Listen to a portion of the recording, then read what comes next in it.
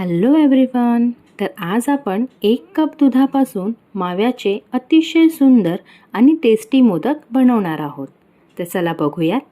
इथे मी 1 कप दूध घेऊन ते एका नॉनस्टिक भांड्यामध्ये छान गरम केलं आहे.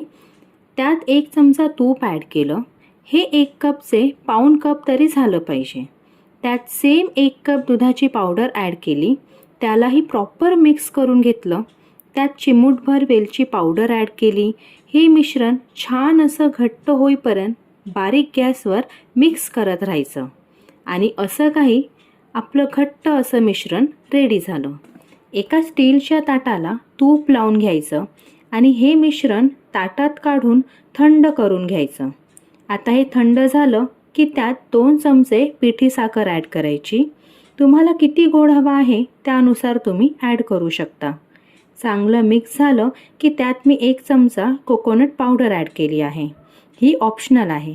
आणि असं काही आपला मावा मोदक बनवण्यासाठी रेडी आहे.